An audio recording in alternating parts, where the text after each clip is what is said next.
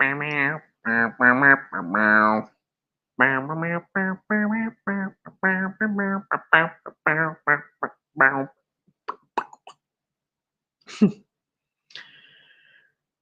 we go. Start a couple minutes early.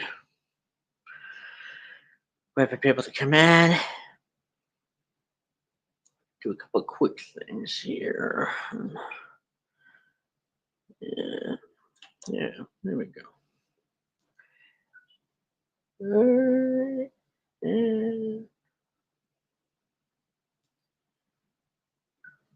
I'm just waiting for at least one person. Oh, we got a couple people.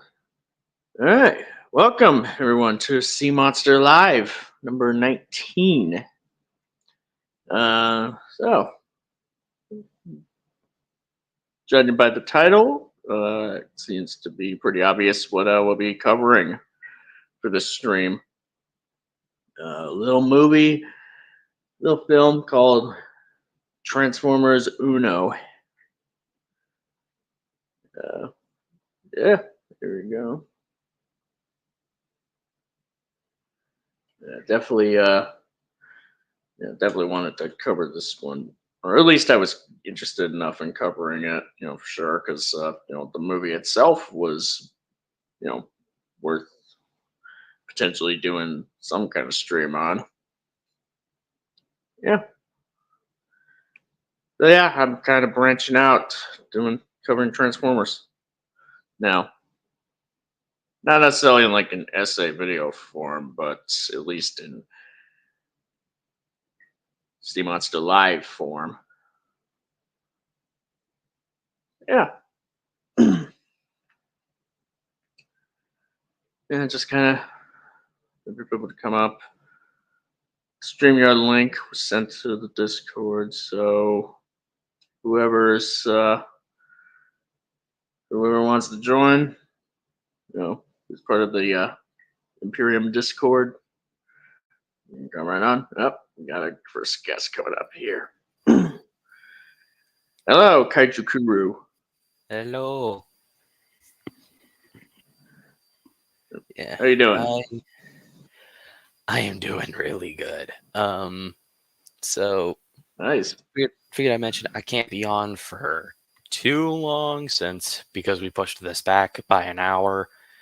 I have to go to work in like an hour. Okay. That's okay. We got another guest coming up. We got Minecraft World here. What's up? Hey, yeah. So Sea Monster. Remember in the Wolfman stream when I mentioned the Hayatoy's King Ghidorah? Yeah. He's here. Awesome. Is it the regular version, or is it regular or gravity beam? Gravity beam. Oh, yeah, I'm trying to get a hold of one as well. He's absolutely gorgeous. The shade of gold. The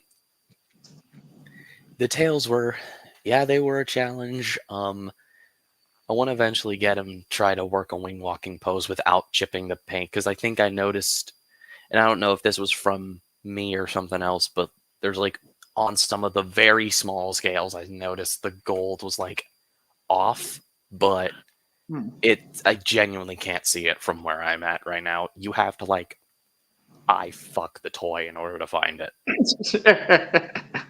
Yeah, but that's kind of one of the things where when I get a hold of my own copy, it's something to take into account for sure. Because he still feels like a hallucination whenever I look at him. I'm like, this is real. Yeah. So, how are you doing, Minecraft? I'm fine. I just watched Godzilla. Not Godzilla. I watched Minecraft Live earlier today, so that was fun. Cool. Everyone's going to be complaining that the new game drops is not an end update, but here I am happy that they just announced two of my most wanted features. Those being white colored wood, like properly white colored wood, and a mob that functions like SCP-173. That's It's the awesome. the statue. Yeah, this one's more of an ent, but it functions a lot like 173. Um. Do you know how? I mean, so obviously there's the three of us. Do you know if like Omni or Cianimus is coming on, or I know Crazy Kraken was. Cianimus said he wasn't really all that interested. But Omnivore pretty much, he'd probably be busy, so pretty sure he wouldn't have gotten around to Transformers 1. All right. So, Dang. uh, Dang. yeah. I know Kraken's gonna be here because he has a lot to say. Yeah. So we will, I guess, preface this. Spoilers. Yeah. Spoiler warning. I mean, the movie's been out for a while, but yeah, spoilers. It's been out for a granted, full it's week. not. Granted, it's not doing too well at the box office, so not a lot of people have seen it yet. I know. I think that should change with this week. Hopefully, with how much word of mouth is going to have to carry this film. Yeah, though I also have a feeling the Wild Robot's going to prove some competition.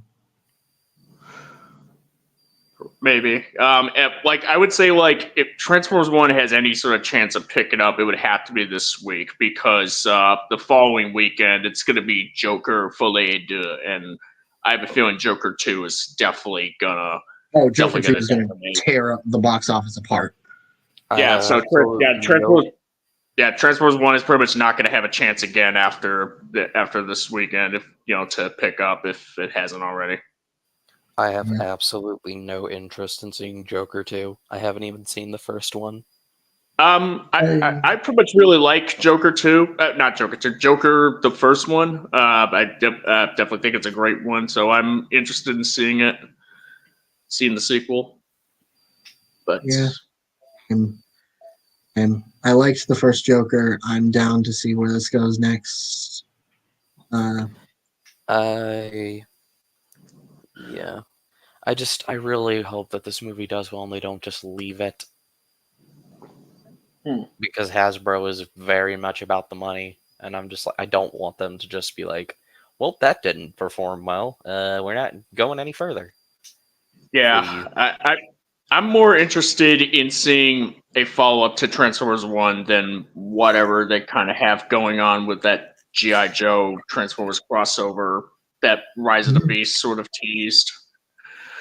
Yeah. Go read the Skybound comics. Yeah.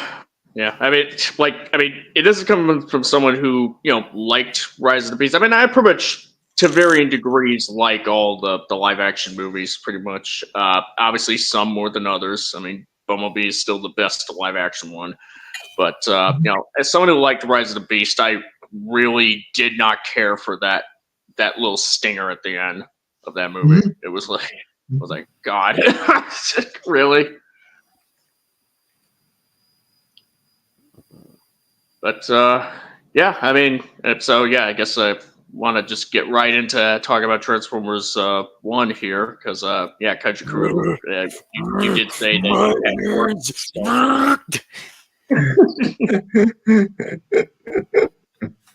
What was that? Why should we follow you? We will follow you. This movie was really funny. Oh, absolutely. This movie was hilarious. I was not expecting this movie to be as funny as it was, even after the second trailer. Wait. It's just my sense of humor. Exactly. Exactly. B wasn't terrible. Yeah. I mean, I liked the humor in the movie. But I will say I liked the drama, the tragedy aspect more. But yeah, the comedy, the humor definitely works in this more than not. It knows when to take itself seriously, and it knows when to be funny. Yeah, exactly. Marvel, take some notes. Oh boy, this Could have taken some notes in time for Thor: Love and Plunder. My fucking sanity. Agreed. Yeah. Agreed. Yeah. Taika. Mr. Taika, I haven't read the comics and only like it because of the art style YTT. Okay, we got another one here. It's Kraken. Oi, Ew.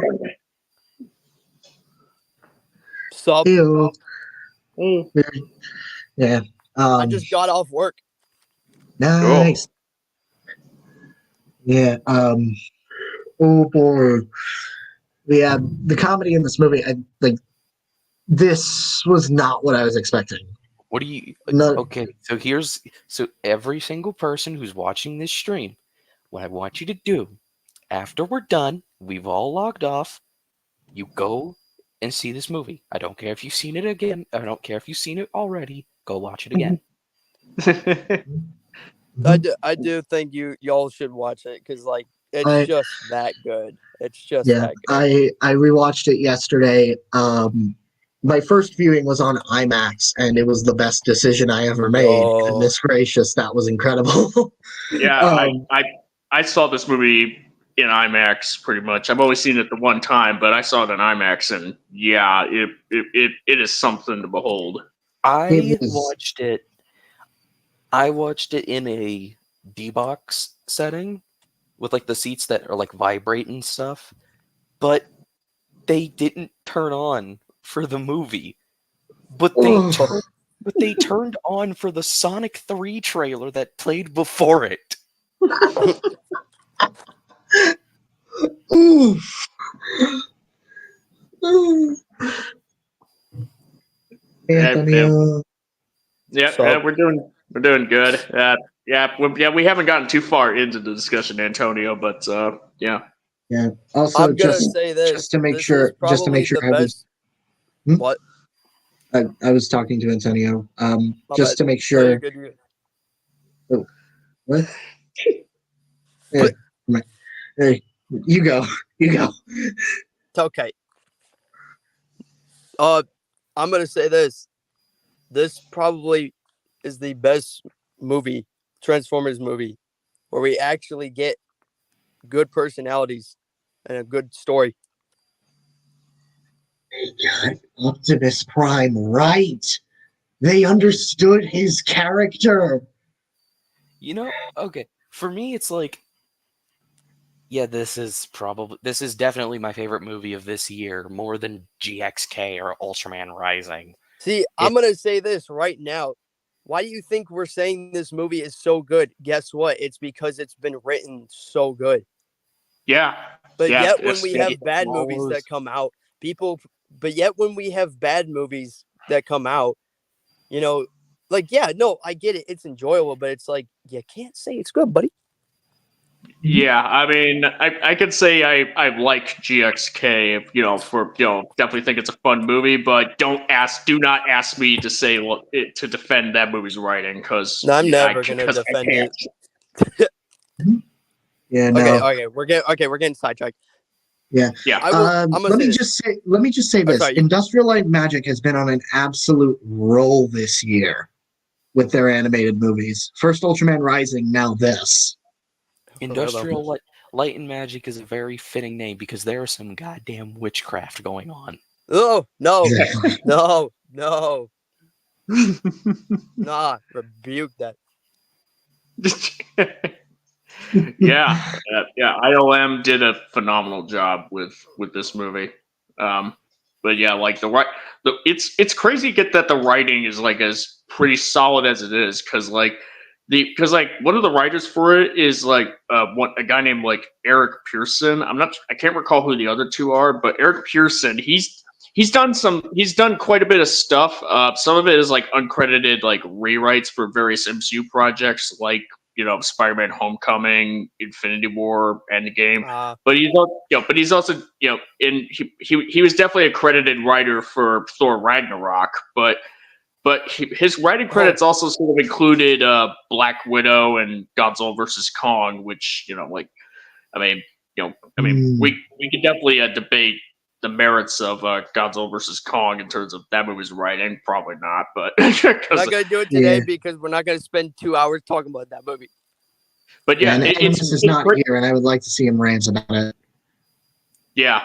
But that being said, it's like this writer definitely has quite the fascinating sort of thing going on, because like sometimes he can write something like Transformers 1 or Avengers Infinity War, So which is like, interestingly, and I'm just seeing this.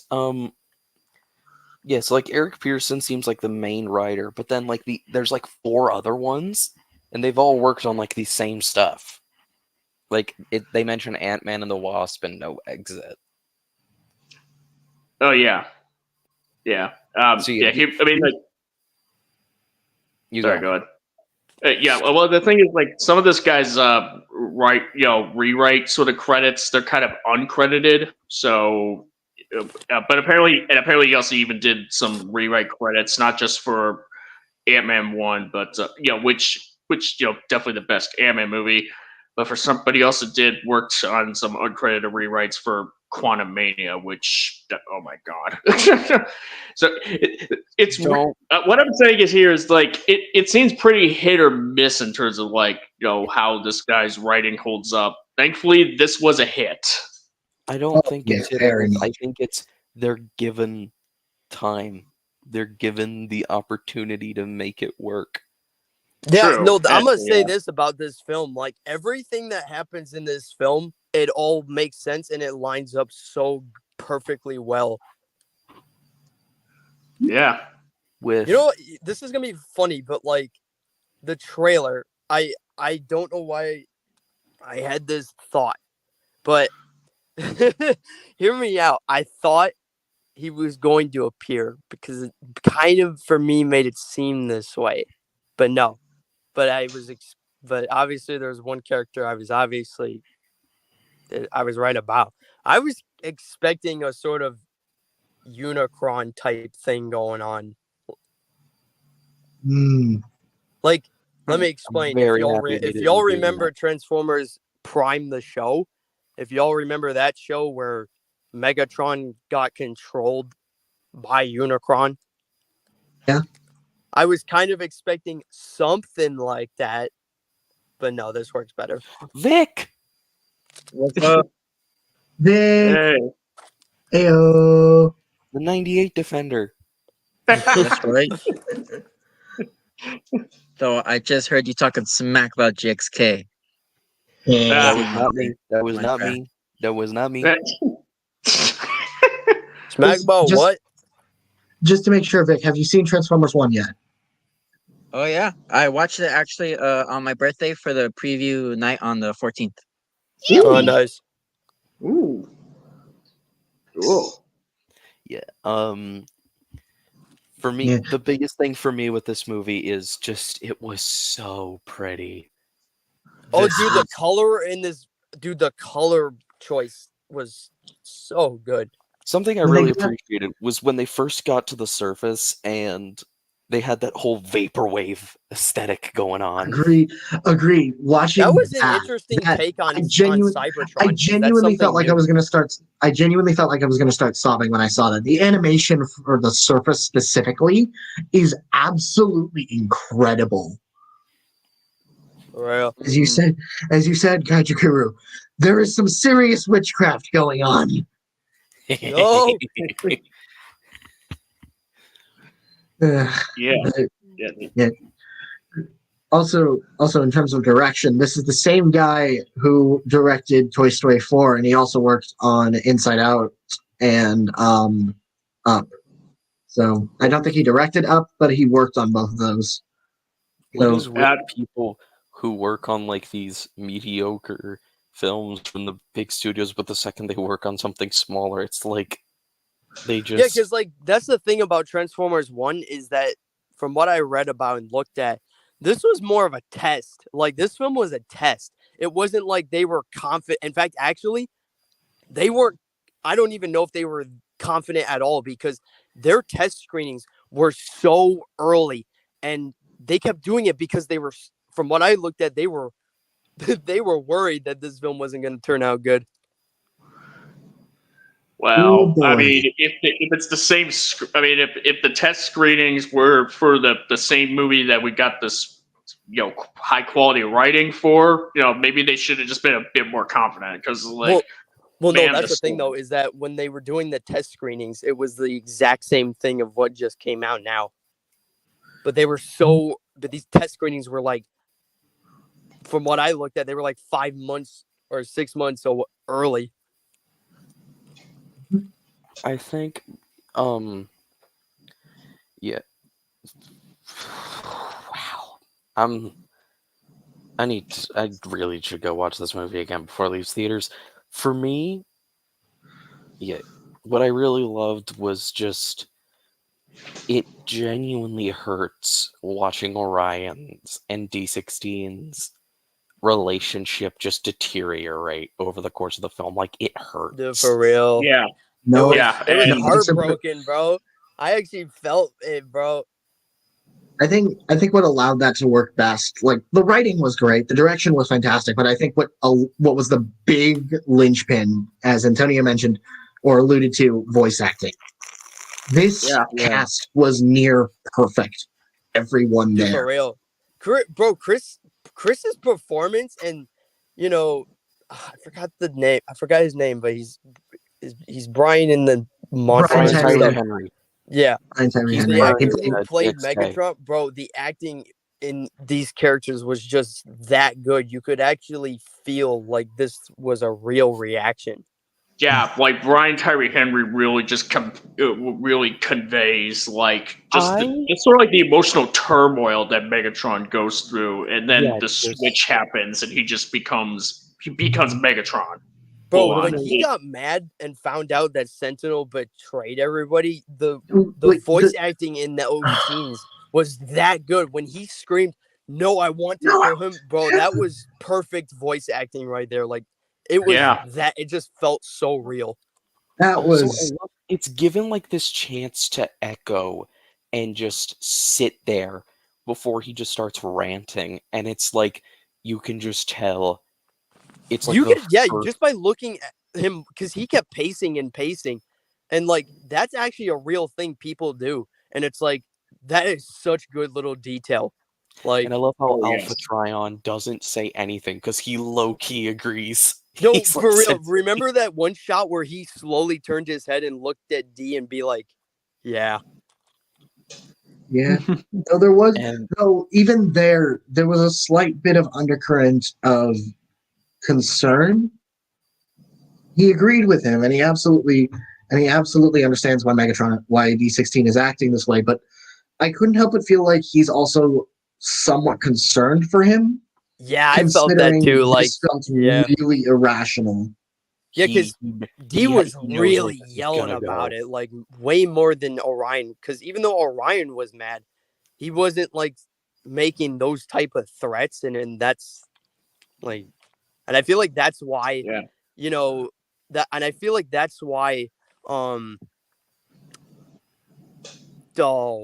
I just lost my memory on his name. What's the dude's name? The dude. Which Alpha my Trion? favorite Transformers. Yeah, Alpha Trion.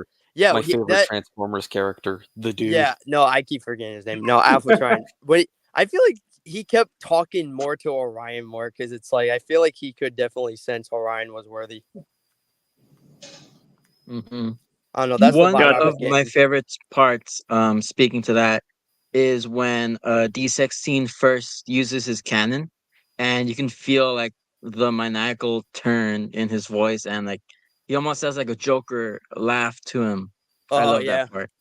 To the part of that I love is literally like D16 choking Starscream, and then we hear his voice become the high pitch. Dude, during my first screening, I was internally shouting, "Kick his ass!"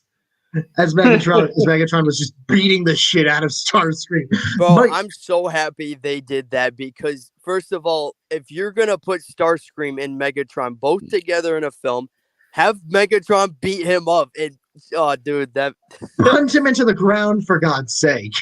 It's a thing they do. Yeah. No, for real though, that's just their thing. Like Starscream gets beaten up like a kid, and Megatron's the abusive father in the relationship. Yeah, yeah. Also, I like the little detail of during the attack after that. Starscream doesn't even fight; he just runs and hides. Bro, that was so funny. It was like, yeah, no, they're starting to add that normal Starscream cowardness. You can start picking up on like the way that we know things starting to form. Yeah, because Yeah. like, and you know what's crazy though? This film is, and I'm gonna say this film is perfect for putting this as officially like their origin story, just in any version. I mean, obviously there's other versions of the movies and everything, and they have different origins. If you But want it's to like get into these origins Transformers, in watch this movie, they make sense because Mhm. think about this. If you guys remember in like the other films or other shows, for Starscream at least, he's been trying to take over, and guess what? This film makes sense why he's been trying to do it because he was the original leader. Exactly. Also, like the fact that it's an origin story in any way, shape, and or form. One of my Dr. Lockdown, one of my favorite YouTubers, in his Transformers One review, he said this is exactly what the franchise needed now, and something that the franchise has refused to do since maybe the '07 movie. Explain what the Transformers are, where they come from, and why they're fighting. No, Yeah, for real like though. And they haven't done that. Like they barely, like, yeah, okay, they'll do it a little bit. Like, yeah, okay, they showed a scene in Bumblebee, and then they did it with like a little bit of Bayverse, but it was like we barely got anything. We never Like, we never even know we never like they have flashbacks, but we never really saw the like we never conflict got a between full the two. understanding, you know? Yeah. we don't really get a whole lot of insight into like too much to the details about why Optimus and Megatron went from brothers to enemies, and why the Autobots and Decepticons are having this civil war go on in the live action films. We pretty much know that we obviously know that in at least from the '07 film, the Autobots and Decepticons are fighting over the Allspark because the Allspark is, well, the cube. It's like it's the thing that gives them life, and whoever has the power to create life, or take it away or something like that, could control the universe. So we pretty much understand why they would do that. Or in the G1 film, like, they're running out of energon, so they gotta go. So they're fighting over that.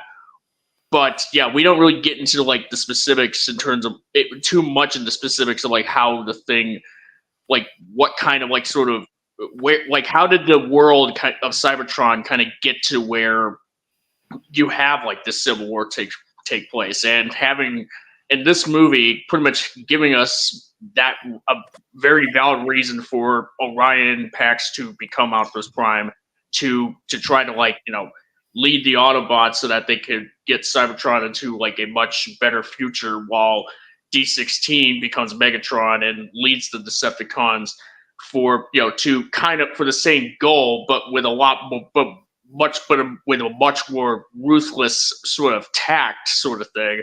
Mhm.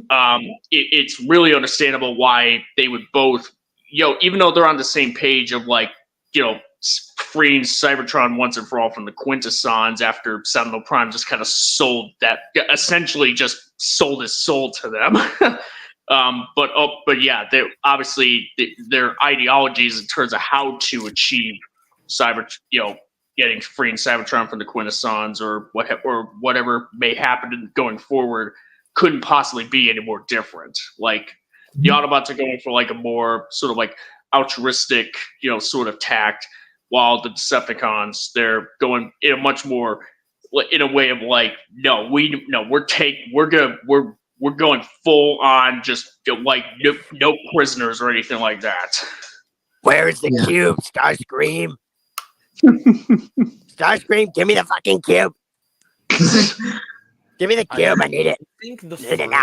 I think the most like far back they go in like the mainline stuff, at least. I don't know about the comics. Like, the farthest back they go in like why Megatron and Optimus are fighting is in Prime, or they established that they used Well- to. Well, the G1 cartoon does go as far back to explain the origins of the war at one point, as well as who Optimus Prime was before it. Yeah. So there's that. But speaking of Orion, and I was talking to Minecraft World about this, Optimus in this film is an absolute unit. Yeah. Oh yeah, no, I was with you guys, dude. For real though, like this is, I'm gonna say, like, even though we didn't get that many reincarnations of Orion, like, okay, maybe he was in Transformers Prime, but only for a short little origin story. But then, I don't know if he was in G1, but like this is a He really was in good G1. version. He was? He was in G1. Yeah. Okay. There was a 3-part episode where I think it was the aerial bots go back in time to the golden age of Cybertron and witness the beginning of the war, starting with the death of Orion Pax, and who would later become Optimus Prime, and his partner, who would later become Elita 1 at the hands of Megatron in that continuity. Oh, Yeah. I would say I want to talk a little bit like how really interesting they kind of went with in terms of like how they did like Sentinel Prime being the Bro. villain in it, because Sentinel Prime Bro, was a villain Sentinel- before. Yeah. Sentinel very much took a lot of cues, like character-wise. He's basically a combination of the Bayverse version with the animated version, and that is very much reflected in the design. Which they also took it's. I don't know if they did, but it looks like they took some cues from Deathsaurus as well. Wait, I'll pull up an image of him. Yeah, I pretty much definitely found it really interesting how they went with the sort of having him be the main villain, be sort of the linchpin for Orion and D16 to eventually go from friends to foes. By having it be like, as opposed to what we had in the Bayverse film where Sentinel Prime is like, made a deal with Megatron to save Cybertron. And eventually, like he just kind of takes over from Megatron because like he refuses to be subservient to him. And here you got Sentinel Prime who betrays the other primes, including Alpha Trion, to be subservient to the Quintessons. But like the motive, like you get what I mean. It's a really interesting contrast between the two iterations, and I wasn't expecting Sentinel to be the main villain. Like when the trailer came out, when he was in it, like I wasn't expecting that. But I was sort of expecting, it was either something else. There was another villain I was thinking of that I was expecting, but what I was mostly expecting was like Megatron being like good at the first half of the film and then turning evil second and then third, and then he'd be the main villain. Yeah, I was expecting the Quintessons or something related to them to be the main antagonists for a bit, but yeah, having Sentinel Prime be the main because he's like being subservient to the real head honchos, which are the Quintessons. You talk about that. What's crazy though is I thought Quintessa was going to appear. Oh God, really? I don't know, man. She is basically the Quintessons, and not a good incarnation of them. Oh God. Yeah. She's not even consistent with, like, here's the thing. I don't even know. I don't even buy that because if you remember like the opening of Age of Extinction, like that hand of like the creators that we see is clearly organic. It's not biomechanical whatsoever. Yeah.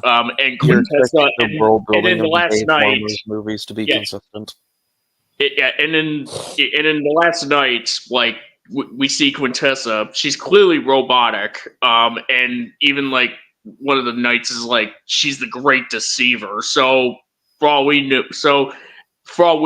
anybody would say at this point, like she was just kind of full of shit. And she was a lot. She was just deceiving Prime.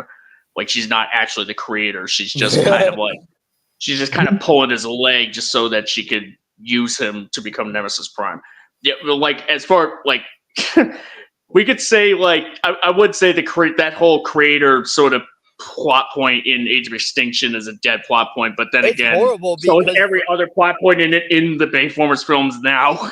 bro, it's so bad because like we know for a fact Primus is the creator of the Transformers, and it's like, yeah, Yeah, like or if the you were gonna Cube. do a whole creator plot, have Optimus actually meet Primus or something. I don't know. Yeah, but it's like you were the one who created the Cube. Yeah, and like I don't know, do a thing where it's like, and I don't even know if they could even do this, but because like I don't exactly know the full lore of Transformers, but it's like have Optimus actually meet Primus, and then, but I don't know, because like Yeah. Primus is the size of a planet, so it's like I don't know. Yeah, I don't know. Like, there wasn't any mention of Primus in the Bayformers films, but they did introduce Unicron as Earth in that film. Out of no, I in the completely Last Night. forgot Unicron was even mentioned. I completely forgot about that. Yeah, he was introduced as Unicron. Earth was Unicron the whole time, or Unicron was Earth the whole time, and it's like something that's just like they just said screw it, why not? Yeah, they did that with the Transformers Prime show where Unicron formed into Earth and millions of years later. You know, that is, Except I have to believe that Transformers Prime explained that better than The Last Night ever did. I mean, true. They explain that better. You know, It's an entire plot point of the show. Is like it's the climax of like the first season is them stopping Unicron from waking up fully. That's yeah, because like if he woke subsequently up, the whole destroying planet the would be Earth. destroyed and he'd transform and everything. the the climax of the first season. I thought that would be like the series finale or something. Because I thought it was. like, I thought it was the No. end of season 2, but Nope, Could be that wrong. was the first season's climax. that's crazy. that's something you would. That's something you prop that you would save for later. Because like after that, it's like where else do you go? Bro, the Unicron The is like a race to save full-on. the rate. Where else do you go? The race to save Cybertron, and that fails completely. And then the Decepticons basically quote unquote win, so we have to get a new hideout. Also, Ultra Magnus exists now. Right. Oh yeah, Also, Predaking, who is just an That absolute treat. I love Predaking. I love Prime's Predaking. Anyway, back to Transformers 1, because Yeah. you know, Yeah. I hope Predaking gets in Transformers 1. I want to see the I'm just saying, Dinobots. get back to Transformers 1. I want to see the Dinobots. Please. Give me my boy Grimlock. Yeah. Dude, imagine how big Grimlock would be with how much of an with the 50-foot unit that is this Optimus Prime. Wouldn't Grimlock, bro? Wouldn't he be like what? He'd be like 150 feet tall or something. I don't know. Dude would probably be about the Bro would size be of 1954 size. exactly. It would Imagine be fun. Trypticon. Okay. Dude. That's just Godzilla Earth at this point. Trypticon is Godzilla Earth at this point. Yeah. Optimus and Megatron are obviously the stars of the show. Chris and Brian did kill it as them respectively. True. I'm gonna be honest. I didn't even care about Bumblebee in this movie. He was fine. He was definitely my least favorite of the main four. He sucked for me. He was annoying and boring. It didn't seem like Bumblebee. I get that this is an origin movie, but it's like this didn't seem like the Bumblebee. Bumblebee is 50-50. A lot of people are more used to the fact of them ripping out his voice box, but he's actually a bit of a chatterbox in the original shows. Personality. I kind of Okay. I would like for them to start moving away from the whole Bumblebee's lost his voice thing. I think we're kind of past that at this point. Yeah. Had this be its own thing, like I really appreciate is them using Elita 1 instead of RC, because I always feel like RC is the main female transformer. RC has a presence. I blame Prime for that, which best incarnation of the character, no question. Oh yeah. But yeah, Prime RC is basically the exact same role that Elita 1 usually fills in the show. So the fact that they went with Elita 1 for this just made it more fitting. Yeah. She's also just I was a so yeah. Oh, don't go there, buddy. Yeah. I know what you're about to say. What? I genuinely don't know what you're talking about. Don't worry about it. Don't lie on Yeah. this. Yeah. Also on the topic of with voice acting continued, Steve Buscemi as Starscream. That's freaking It Randall. fits. It definitely fits. That's freaking the way they change his voice after Megatron tries to choke him out. That'd be giddy. That had me very giddy. Going to Megatron's voice acting, I got some serious Greek era Kratos vibes. Oh, Yeah. Agreed.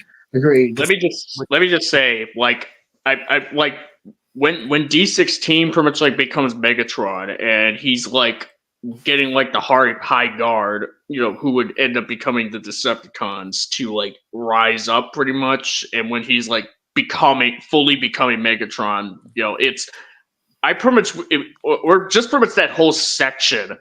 I pretty much like I had like this sort of tingling sort of feeling that was like like almost goosebumps, so like akin to like what I got when Paul Atreides became became who he ends up being at the end of Dune Part 2.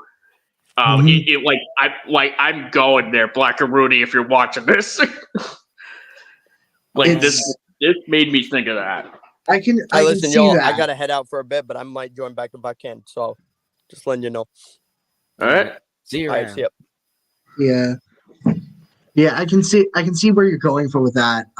Especially with the post-credit scene that screamed Paul Atreides. Oh yeah. I keep comparing him to like that speech where he's like, "The age of primes is over," and all that stuff. It's like I keep thinking of this speech from the first God of War game where Kratos is telling the other Spartans to burn this village, burn it to the ground. Yeah. They're very similar in delivery, and now I'm just imagining in the third movie post-credits scene we just have Megatron just saying "boy." Yeah.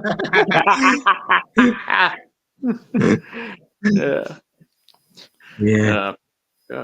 It's like this movie definitely. It's kind of like what would happen if you pretty much executed the whole downfall of like Anakin Skywalker and becoming Darth Vader better than the prequels did. And this is kind of what someone who likes the prequels, but like this movie manages to kind of do a better sort of fall from grace of someone who could have been a potential hero into becoming a sort of like monster by the end than the three movies of the prequels. Because when you think about it, like episode 1 kind of doesn't really focus on it. Like Anakin's there as a kid, and Obi-Wan's there as a Padawan, but they don't really start forming anything until like within like the last minutes of that movie. Episode 2, they're kind of like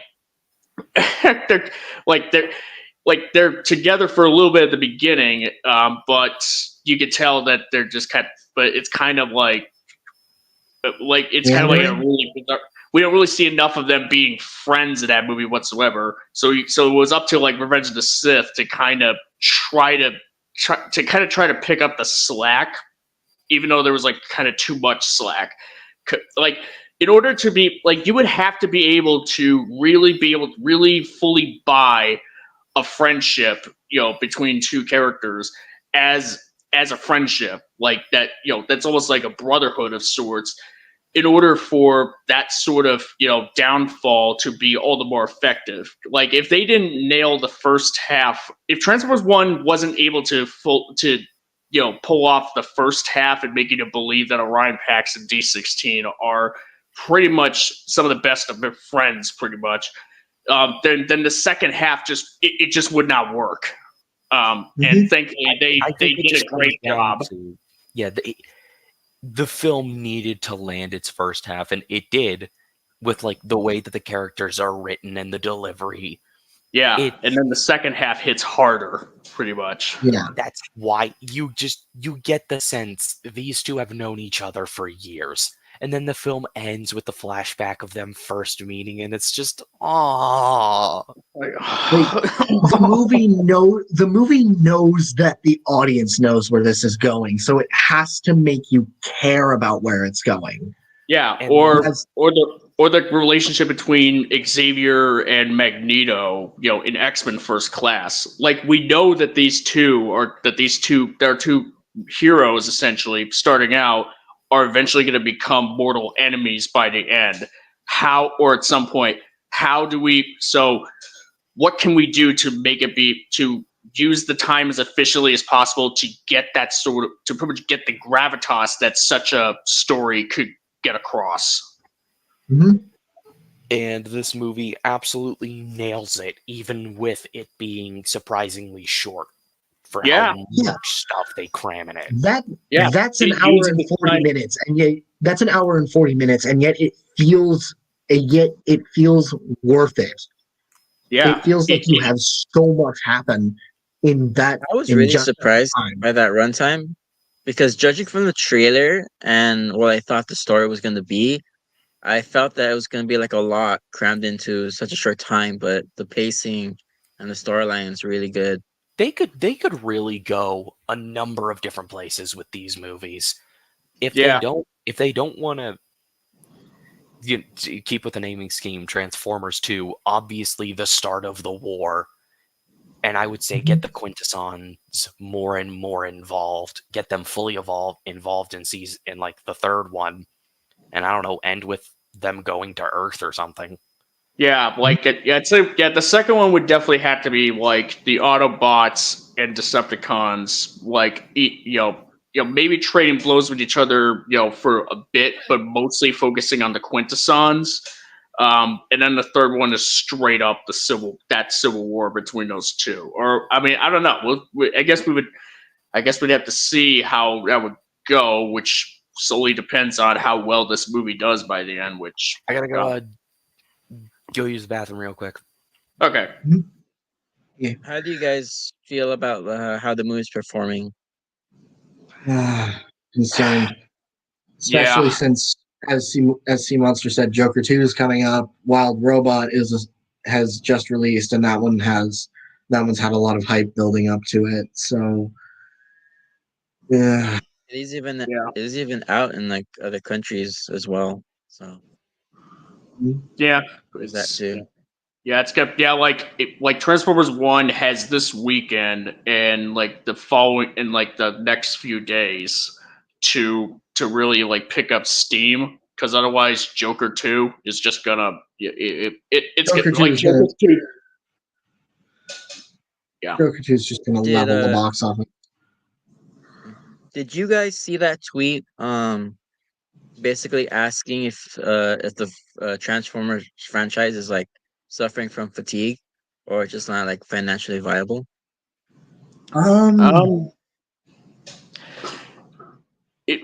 I guess like it depends on. I could kind of understand perhaps where they may be coming from, because like Rise of the Beast did not do that well, but then again, like most movies that came out that year in 2023 didn't do that well, so it's kind of hard to really say. But they still want to move forward with that G.I. Joe Transformers crossover anyways. So, but yeah, I mean, in terms of like how these movies are performing overall, yeah, I'm not sure. I would like to think that word of mouth for Transformers 1 would be enough to carry it, but I don't know. Maybe it could be because maybe they just released this movie at not the best. Showing the test screenings being way too early and way too many test screenings. Like, Jesus, you couldn't have waited. You couldn't have waited another month. Yeah, you'd think that one test screening, especially if it did really well at that one, would just be enough. Hmm? Yeah. Um, yeah. I do. A part of me does think that they might go through with a trilogy regardless. Yeah, But at best, like you said, word of mouth is going to have to carry this. We're going to have to try to make this a repeat of Puss in Boots too. yeah, or or like into the or like Spider Verse, because like into Or my because I mean I know Spider that Into Verse the or Spider minus one. Verse was or I know that Into the Spider Verse was like you could argue was more successful when that one came out than arguably this one when it came out, but Into the Spider Verse, like considering how like I guess like how much they would have to put into to try to make that movie. Uh, I imagine like it may have done modestly well, but not like incredibly well. But the word of mouth for it was so good that they moved forward with the next two those next two films. With Yeah. the third one, obviously yet to have a definite release dates, but it did at least get a sequel that did better, Mhm. especially considering how good the first movie's word of mouth was.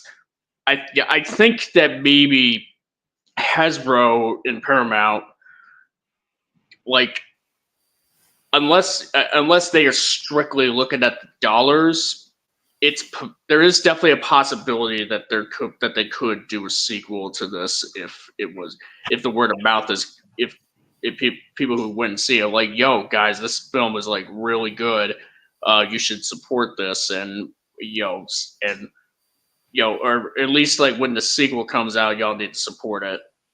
But yeah. Uh, Yeah. Anyways, I'm back. mm, yeah. I Um, one thing that we haven't mentioned yet, the music. If I Fall has been stuck in my head for a while, alongside Greatest Show. The Fall is just, it's been stuck in my head. That song, it perfectly encapsulates both the sadness and the hype you're feeling with this scene. Because you're literally watching a rivalry birthed in front of you that you have seen for years, you have been familiar with, and you're Yeah. watching it form in front of you. Yeah, yeah. You pretty much know that it's coming, and it's still very effective. And the score does a pretty good job with it. I'm still personally like, like Jablonski.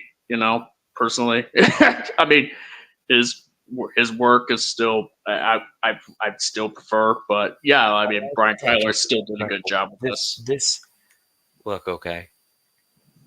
Something, the touch.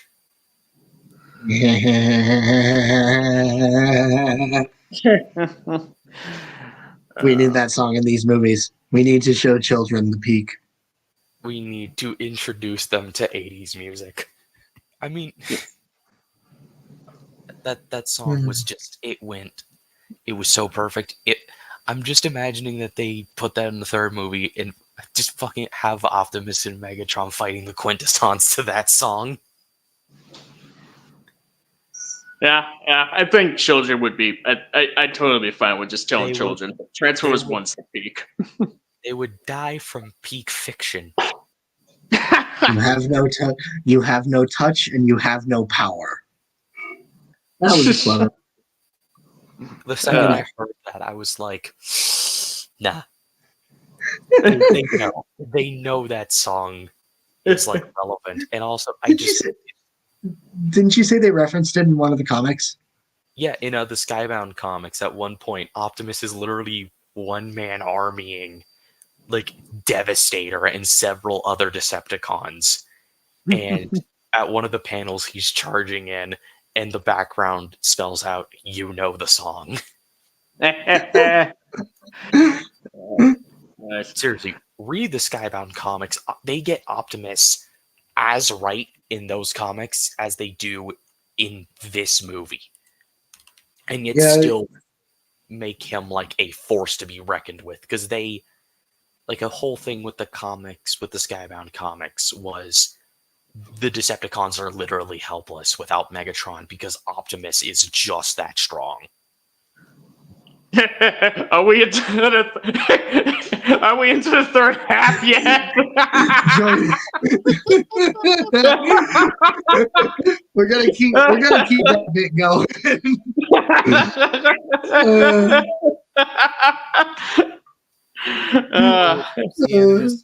Nice seeing from you. Go see this movie if it comes out in the UK anytime soon. Yeah, please do. Yeah, Please do. it's really good. It's really, really good. It's pretty great even. I will say I would say like this isn't even like a big issue or anything. It's just kind of like maybe sort of a me thing. But I was a bit thrown off by how Shockwave was sort of portrayed in this because I usually because usually all the versions I've seen him, he's kind of like a lot more cold, like cold and sort of cold, calculating, like just kind of like just sort of like maybe sort of like what's a word to describe it? Kind of like Soundwave a bit, but without the vocoder. So yeah, like I would probably describe Shockwave as a more what's the word? I want to say more. I think malicious version of Soundwave. Soundwave is very much more of the strategic person. Shockwave is he thinks rationally, but he has an air of malice in pretty much every single action he takes. Like, I think every single one of us in the room has heard of that one comic where Shockwave is an absolute menace, to put it mildly. Yeah. Actually, I'm not sure if I know what you mean, but I have seen there's like a thumbnail for a video on YouTube about Shockwave where it's like there's Satan and then there's Shockwave, and the thumbnail is like Shockwave. That's the comic I'm referring. That's the comic I'm referring to. Son of a Glitch is a canonical war criminal in that comic. Like, well, not canonical, but he's basically a war criminal. Yeah. Yeah. So basically, the question I had to ask about Optimus in Skybound, just brief question. So Optimus is like shown to be like the badass that he is and true to what he is, or at least what one could typically understand to be Optimus. So no face rippings in that comic. Am I correct? Am I correct on that? He isn't like give me your face, but I think the most brutal thing he does in that entire comic is at one point, I think it's when he's defending a hospital. He gets so angry that he throws someone so hard that his arm that is already in tatters is ripped to pieces. Oh. And that's how he loses it. But at the same time, it's preface this that the reason Optimus has been whittled down so much despite him winning with ease is because he refuses to get any medical treatment until every single person on the Ark is back online and is healed. He refuses treatment, and I'm like, that is perfect. Yeah, he refuses treatment because everyone else probably needs it more than he does. And then, and the way that they fix him having an arm, you know what they do, and this is why and this is what to me has made Skybound's Optimus iconic. Is it the one where he has Megatron's arm or something? Yep, it's the one where he has the fusion cannon. Oh, okay. And it is so the scene where it's revealed to that is he's talking to Cliff Jumper. And he's like, so how about we go on the offensive? And it's just him with the arm. And he's really good at using it, apparently. Yeah. I genuinely hope when Megatron gets into those comics that they don't remove the arm, because the Megatron arm on this Optimus is what sets him apart from the crowd. Yeah. like especially because this is using the G1 design, so I think keeping this just makes this Optimus stand out. Like you see the Optimus with the Megatron arm, and you think, "Oh, that's Skybound." Ah, yeah, that sounds pretty pretty neat. I gotta say, I like especially knowing that backstory there about how he got it, because like I see that image and that's just like, huh, Optimus Prime with Megatron's armored fusion cannon. That's interesting. I wonder what the deal is with that. And hearing that, it's like, oh, okay, all right. Yeah, and Yeah, it's kind of like how Orion and D16's friendship in Transformers One, how that dissolves. It's just like, okay. I like it really sucks, but at least from D16's perspective, you at least kind of understand why it happened that way, because they both pretty much felt betrayed, pretty much. But yeah, like D16 definitely takes it a lot harder than Orion, and I definitely really like how the. I'm sorry. and I think part of the reason why he takes it so hard is just because he is so like heartbroken, because it's shown that he like liked Sentinel. Like he thought he was someone who fully bought in to the propaganda that Sentinel had, that he was this noble leader trying to like preserve the legacy of his brothers. Yeah, and he watches his world crumble before him. Yeah, especially considering that D16 when D had to like roll with the punches, all this time, while Ryan was kind of like the one trying to make it so they didn't have to roll with the punches. D16 is just one, but the way they say that, it's like you would think that Megatron would be the one pushing Orion to do some crazy stuff. No, it was the exact opposite. Yeah. Really? Yeah, Orion wanted to join the race. D16 just wanted a nice seat. Exactly. Hell, that's what they point out when they first learn about Sentinel's true nature. When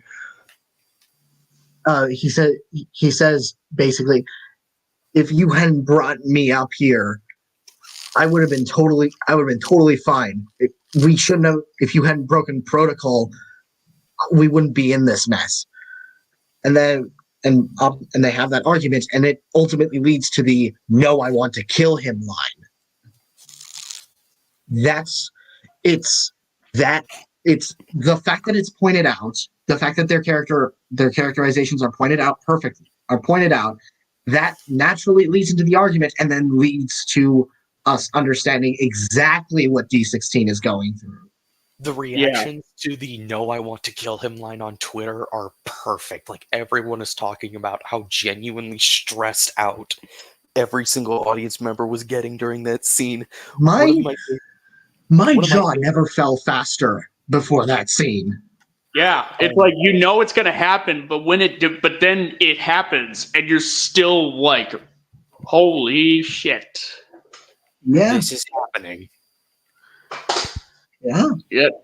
Megatron's coming. Yeah, Brian Tyree Henry did such a damn good job in the role.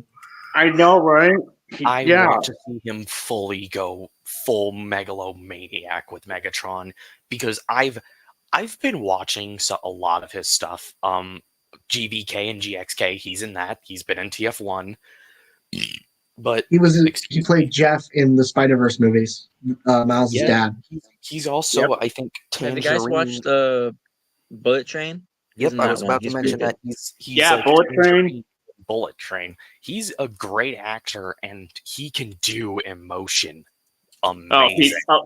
He was also in Eternal. But we don't talk. But no one talks about Eternal. Child's Play. Who saw that? The remake Child's Play. The remake one? That's pretty good in that one. Yeah. Oh, yeah, he was in the remake. He was the detective, I think. Mm-hmm. Yeah. Getting cracking back on here. Hello. I'm back. Drive home. Cool. Yeah. By the way, Animus, if you want to join the stream, I sent you the link. So if you're interested, You've seen the film. He probably would. Well, Minecraft asked, it said, join us. Join the stream. Get spoiled on the movie if you don't want to see it. But yeah, I think Okay. the theater, like the moment that got me the most excited, I think that was that was pretty much everyone. When the line "Arise, Optimus Prime," Dude, right that there, scene was just everybody in the IMAX theater just started clapping. Everybody just let it out, and There was the so liber- much the- like emotion. And then one of the things I really appreciated, and because it was my first Transformer show, is you can hear the motif of Transformers Prime when Optimus is falling into the core. That sort of. Oh, yeah. Yeah. That was nice that they added that. That was really nice. It's fitting. It's fitting since Brian Tyler is the same guy who did the score for Transformers Prime. Yeah, and it gave that one motif gives like the Primes and Primus like this sort of ethereal, godlike feeling, which is fitting, but His Primus is basically God. he is just straight up their god, and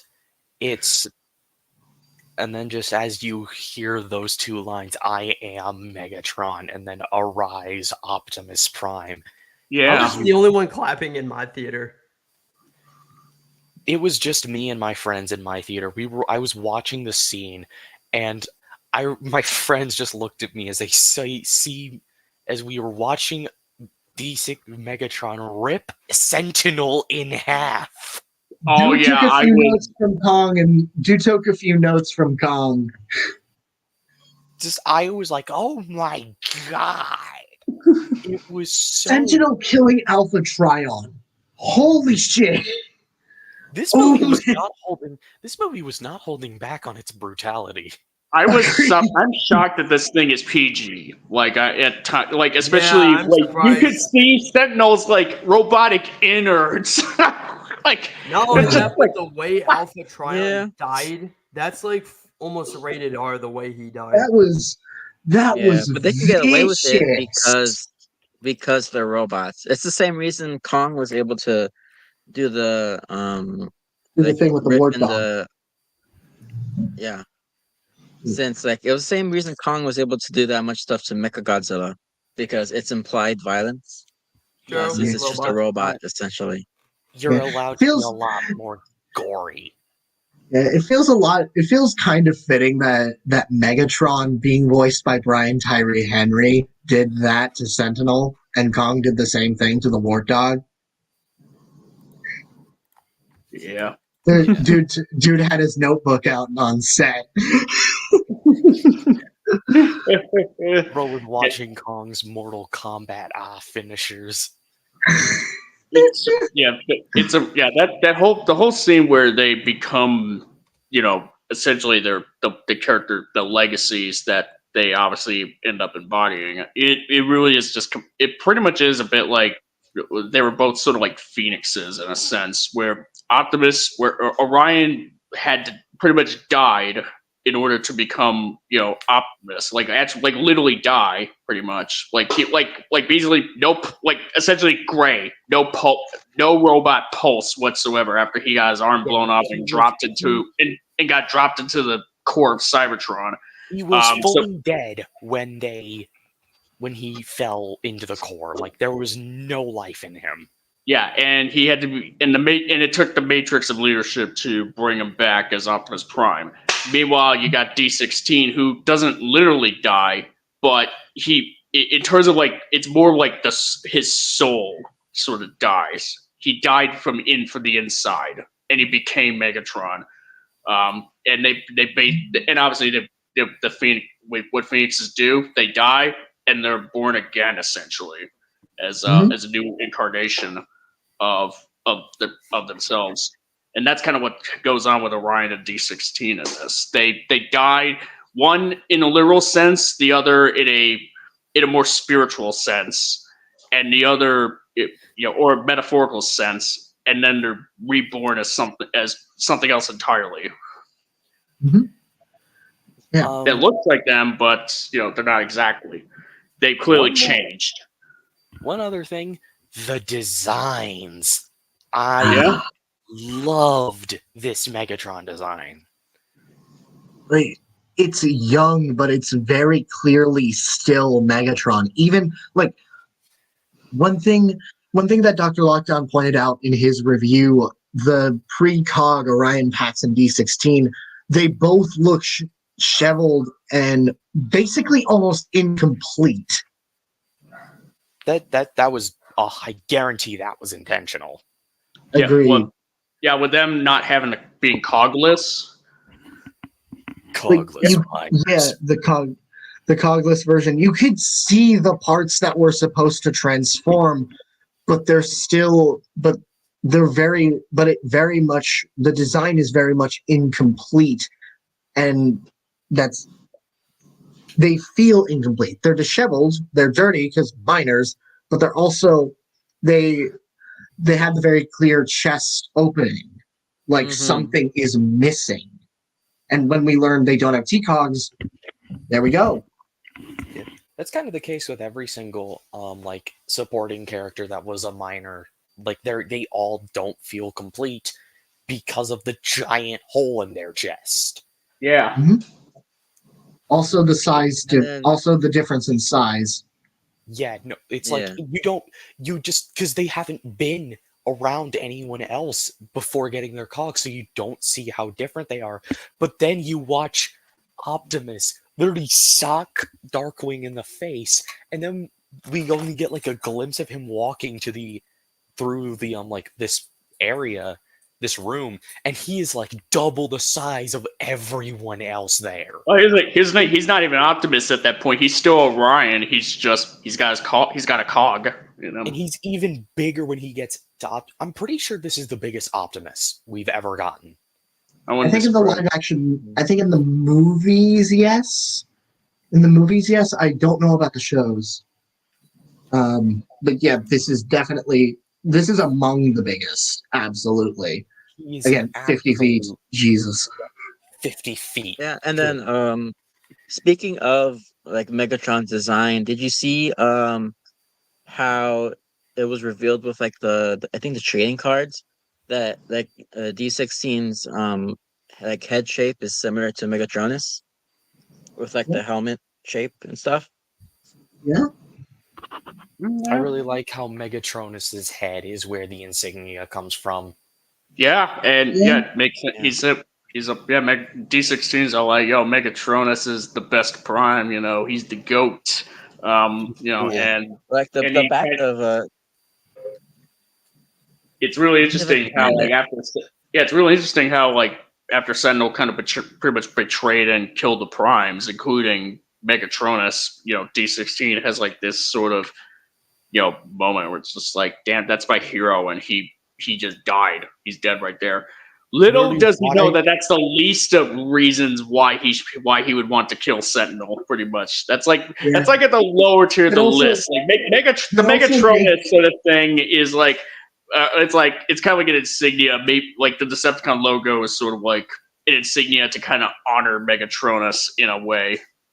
Yeah, In a that very also makes way. the reveal of Sentinel stealing Megatronus's cog even more impactful. The fact that Because now It's like- Megatron is holding on to that cog. yeah, because Sentinel not only murdered Megatron's hero, but desecrated his corpse, functionally speaking, and did what could probably be described as the equivalent of a heart transplant on Yeah. again his hero. Also, his T-Cog is very funky looking. Like it's very, very distinct from the others we see. With I'm assuming something Unicron. With that. I think it's just to establish Megatronus as even among the primes, he was unique. Yeah. Yeah.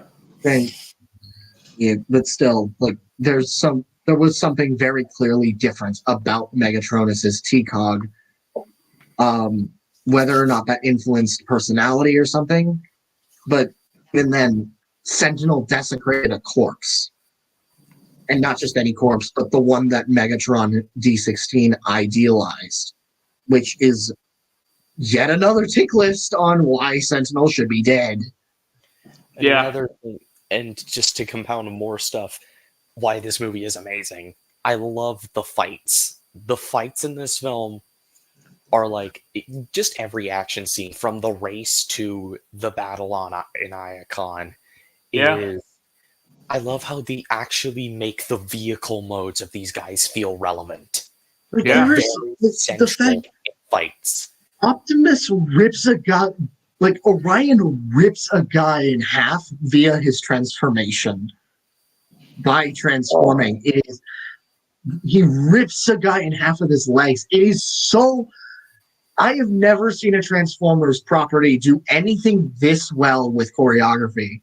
Especially, you'd imagine like the Transformers movies have had Transformers franchise has had good choreography in the past, but you've never gotten. They've never really implemented the transformations themselves into the choreography. This movie, I think, is the first time that that's really been done proper. Dude, there was like so many like cool moments involving like the fight scene transformations being implemented into the fight scenes, especially the climax that I did like that whole thing with Optimus using his truck mode and then transforming it out into like, you know, and blowing up a guy like that. It's like, yeah, I didn't even think about that. Like, oh yeah, that's pretty. The features of their design that are like different, like Optimus gets those like truck pipes on his shoulders now, and they function as flamethrowers. Yeah. And flying things. If Megatron does eventually learn how to fly in the future movies, then that's going to be very interesting. I think I'm fine with Megatron as a tank. Yeah. Yeah. Unless they implement a flying mechanic for him like pretty well and sort of account for it in the future, like I'd definitely be content with him as a tank. Yeah. I would say like the action scene that kind of takes place at the High Guard HQ where like Sentinel's guards kind of show up. I will admit like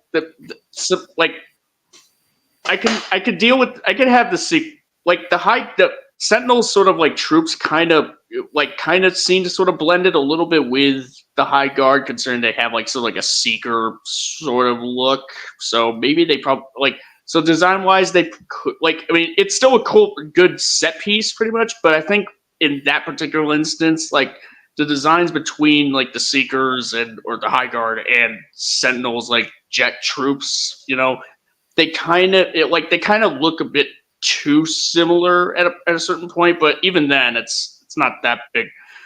Are Sentinels troops like drones, or are they like actual people Transformers? I think they're meant to be drones. Yeah. Because they're a nod to the Viacons from Transformers Prime. I have to bid everyone here farewell. I must go to work. I will leave the stream with this. Go watch this movie. Yes. Like, please. Yeah, Let's hope show Hasbro where the money is, and hopefully this leads to a sequel of some kind. On top of that, some more recommendations of stuff to watch. Go watch Ultraman Arc. Go watch Ultraman Rising. And hey, Minecraft World. No. Tiamat deserved worse. No. Yeah. Later, Kaijikuru. And have a good one, C Animus. So he won't be joining. So. Yeah. See you. Yeah. See you, dude. Can I go on a Tiamat tangent real quick? Yeah. I think we could afford it. Sure. It came to me. I thought it would be really cool if a Tiamat was thrown up into the air by Godzilla's blast and onto like a sheet of ice, and then we see the battle play out, like how orcas kill seals and stuff, where they cause a wave. It's cool to see Godzilla do that. Yeah, that could have been interesting. That would be cool. Yeah. It was like if you didn't Did even you give get us the the desert. message I sent you, Sea Monster, on the Discord? Hmm. What was that? Did you get the message I sent you on Discord? The tweet that links to some of the stuff there. Here, let me try to pull. Actually, let me try to pull it up here. I actually, since I do my streams through my phone, I have to turn off put my phone on do not disturb so I don't get because anytime I get like a notification, it could potentially like cause like an echo from other people's ends. I don't know why it does that, but let me try to pull up Discord here. I'm gonna At go grab a least drink. My mouth is getting a little dry. yeah. Okay. Yeah, just give it. Yeah. All right. I'll pull it up here a bit. Yeah. Is the tweet Transformers related or is it? Yeah. Okay.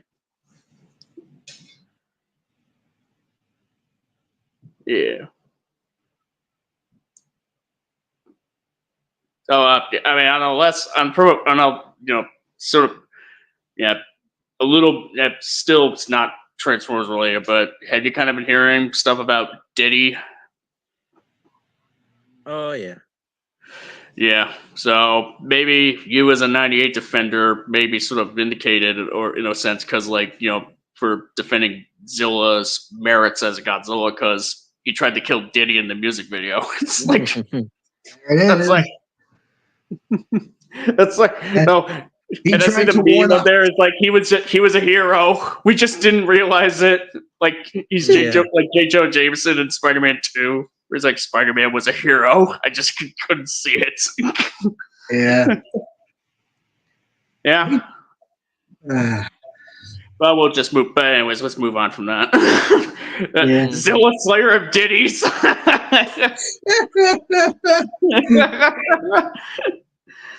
I'm still on my waiting on a Discord, proper Godzilla versus Transformers crossover. Seriously, the figures. I can see why they're disappointing. I partially agree with the sentiment after Rathalos. But yeah. Yeah. I am actually considering doing a stream about Godzilla and Transformers. Maybe just sort of like discussing, or unless you did you just say you're having a video covering that, or is that? I want to do a video discussing why versatility matters, Transformers and Godzilla. Though if you do that stream, if possible, I would like to use some quotes from that. Awesome. Yeah. It would probably have to be at some point in November though, because October I kind of in Halloween. And that's going to be a bit much. That's going to be a bit difficult because November is finals. Oh. So November is going to be the crunch month. Okay. All right. Well, we'll figure. We'll figure it out. We'll figure things out one way or another. Yeah.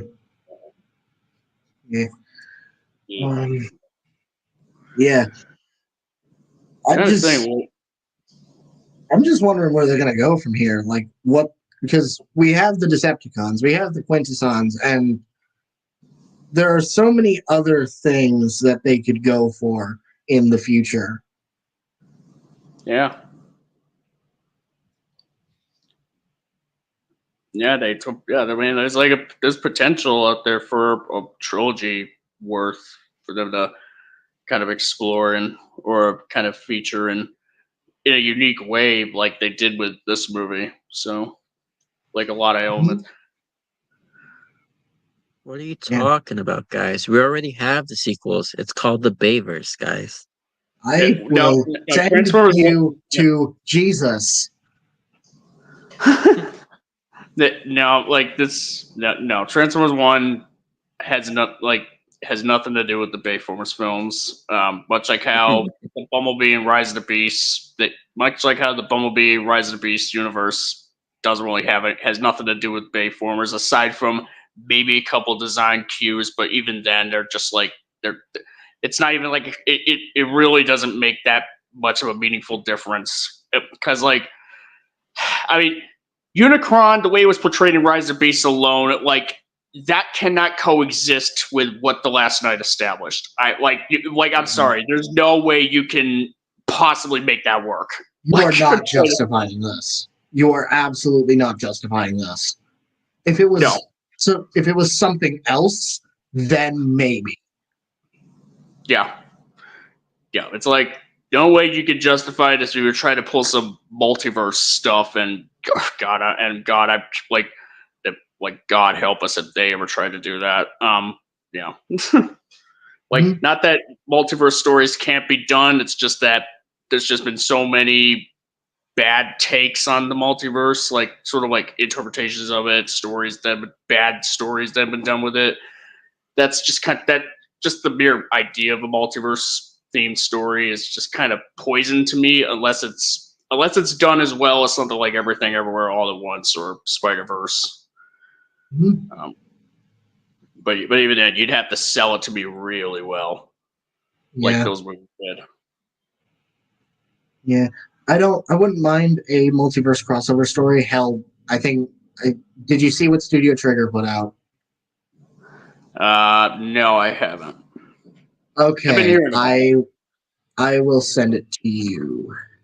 But they did this for the Transformers 40th anniversary this year.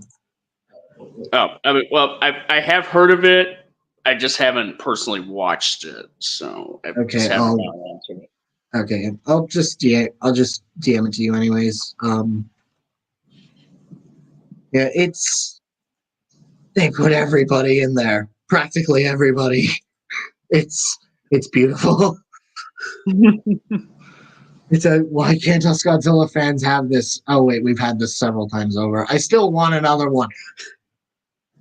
Okay, I'm gonna pull up these tweets here that Vic just sort of sent me in the DMs. Okay, here we go. Yep. There's Megatronus here, which trading cards that look nice. Let's see. Yeah. Okay. I can see that sort of similarity there to D16's helmet.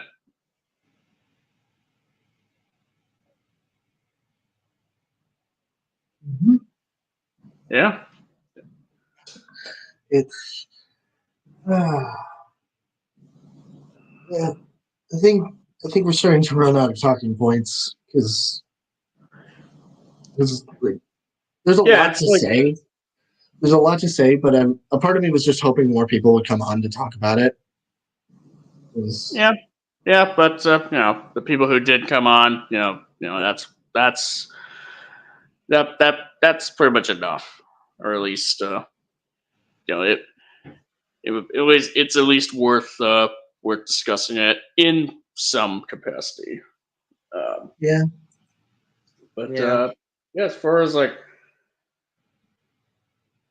and obviously, here's a question: did IGN make a video on Transformers 1, or is it just the written review? That's like I think they did. I think they did make a video on Transformers 1. I haven't watched it, but I haven't fully checked. But I'm pretty sure they did. If they did, I haven't watched. They did. I'm pretty sure I saw it. Okay. Yeah. They give it like a 5 out of 10, right? Yeah, they gave it a 5, or someone did. Someone over there did. Which, here's the thing: they praised the story for in the character or something like that, but they also said that it's surface level. Like what? What about this is surface level? I thought we'd have to look into the details, perhaps, just to see what they mean by that. Yeah, I think if we're going to do an analysis on this at some point, then we'll have to wait until it's available on streaming or DVD. Which, I mean, I mean, concerning we talked about quite a bit, about the film as it is, like, we could say that it's not surface level, really. Like, Yeah, there is a lot to say on the movie itself. yeah, Mostly positive. it's a Mostly straightforward positive. premise. It's a straightforward premise, and it's not like it's pretty straightforward as far as storytelling. It's not trying to it's not like it's the deepest storytelling, but it's really effective still. Yeah. Like, because it's Yeah. Also, well the, executed.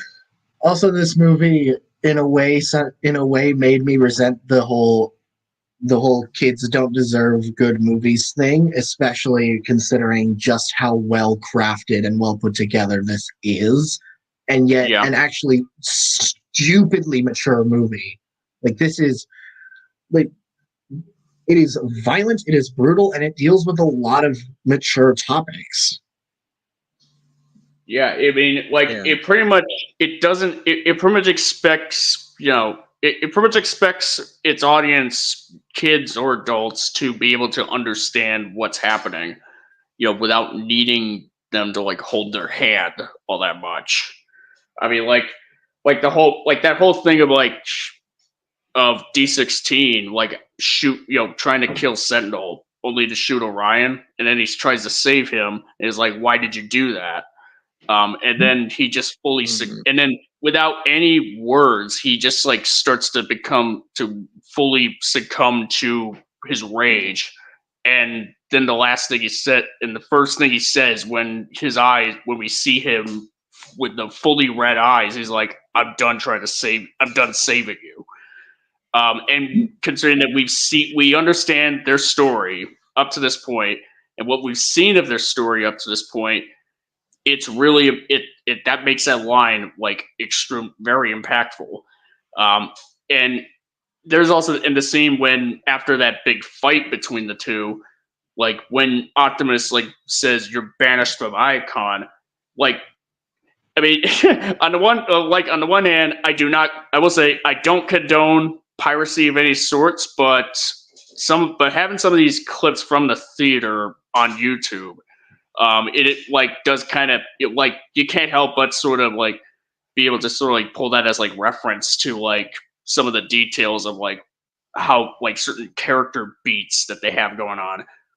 Where after he hears the guy who was once his best friend like tell him that he's banished from that he's like exiled.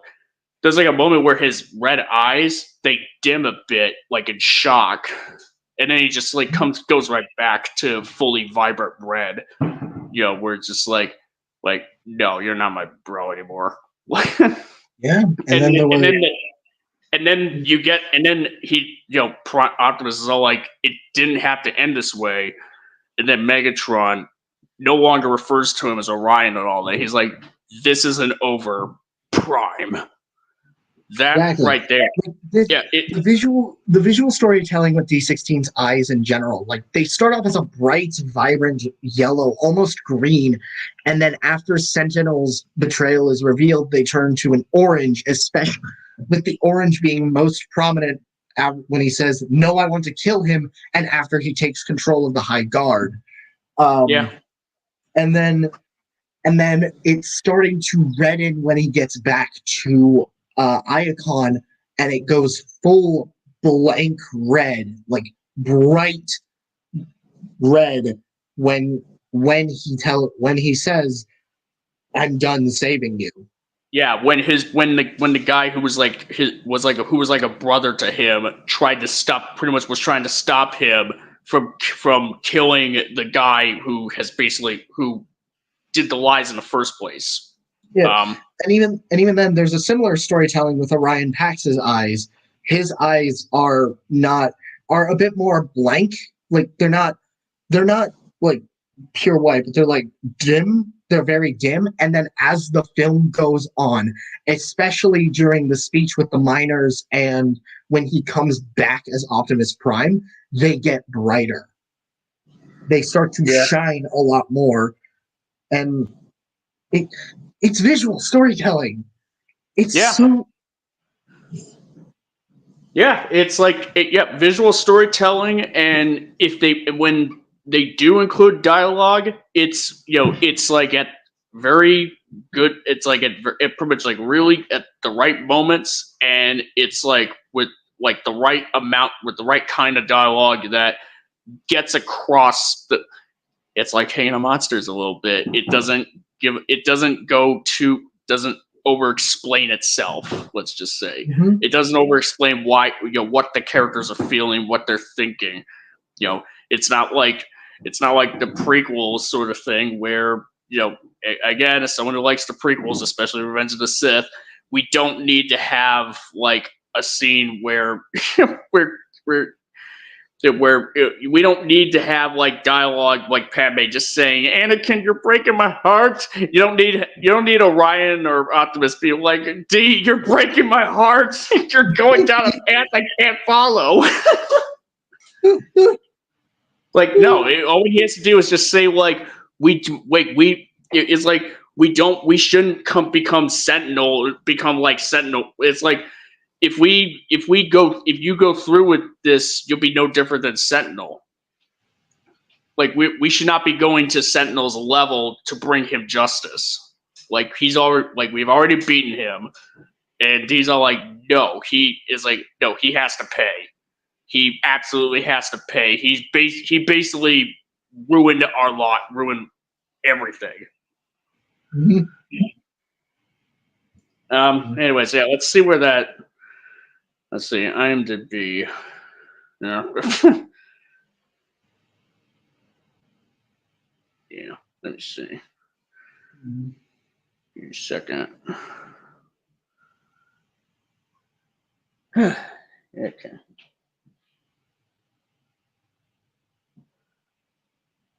How long is the INGN video? Just. One moment. Let me see. I mean, I'm pulling it up right now, but The IGN video is 8 minutes and 56 seconds. Mediocre. Okay. Well. Yeah, maybe another time then. Yeah. Especially when the movie becomes more readily available. So. Yeah, and more people would have likely seen it. Yeah.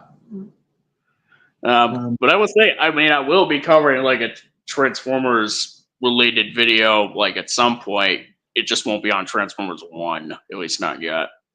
Yeah, I know the one you're referring to.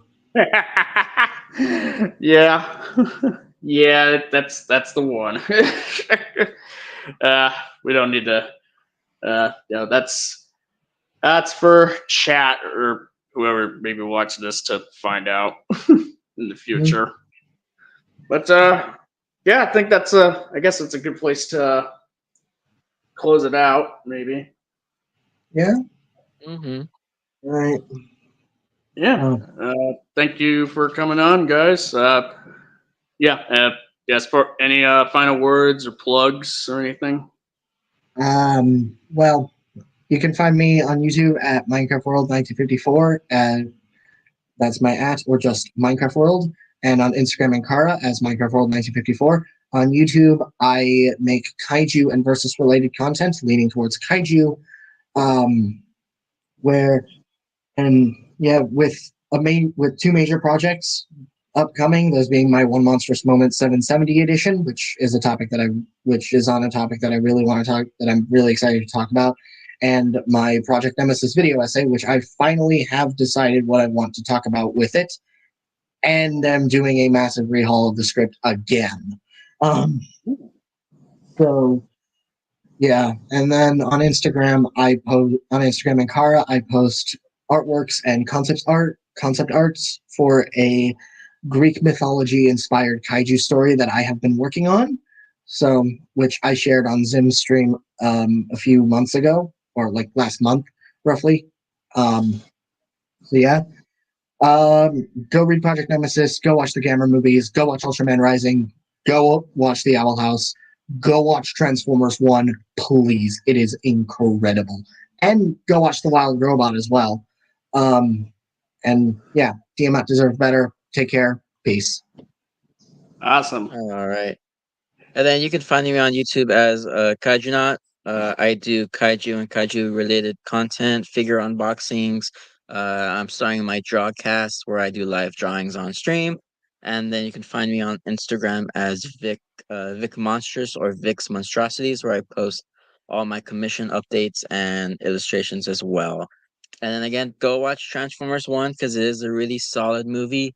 Um, help support the animation industry because we need more great films like these. Yeah, awesome. And this has been your host, the Sea Monster, and yeah, obviously I share the same sentiments as these two do about whether or not you all should watch Transformers 1 or see it. Yeah, definitely go see it. It is a great movie. We need we need more movies in this franchise that pretty much promote like great storytelling and really great character writing and what have you to go along with the spectacle, you know, and so on and so forth. And you know, maybe have Hasbro and Paramount just like lean more towards that as opposed to well, whatever the hell the GI Joe crossover is supposed to be. Assuming that happens, who knows? But yeah, as far as this channel goes, obviously you can find my live streams here. Where I'm pretty much trying to prep for that Dark Universe pitch stream. Which so far I'm having it scheduled for Columbus Day, but which is the 14th Monday, but on October. But but that obviously that's kind of varied. I don't know if I'm gonna have any streams like between now and then. I think if anything, I'm just gonna be focusing on just like trying to finish up my Renfield and Last Voyage of Demeter video, for October. I know for a fact, like, because I pretty much have accepted that video is not going to be done by the start of October, but I hopefully they'll try to get it done within it, at least to get it out in time before the month of October is over, because it would fit with the holiday, of course. As far as my one monstrous moment video goes, I have an idea for it already, but it's not going to be like a very ultra specific, ultra detailed video. It's probably just going to be kind of like me picking out a scene from a Godzilla movie that's great and kind of talking about why it's so good. I mean, just maybe. So yeah, I'll just leave it at that. And yeah, and you can find me on Twitter, KCI or Sea Monster. So for anything that's to come. But yeah, this has been the Sea Monster, your host. And yeah, again, go watch Transformers 1, please. It deserves it deserves your wallets. But yeah, again, thank you all for coming on. And yeah, see you all later. Have a good night. Peace out. Bye.